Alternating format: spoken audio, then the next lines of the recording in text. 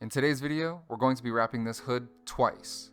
Not because I wanted to, but because the client texted me the wrong color. Now, being the professional I am, we were okay with it. He paid extra to get it redone, and we got it done. So, enjoy the video.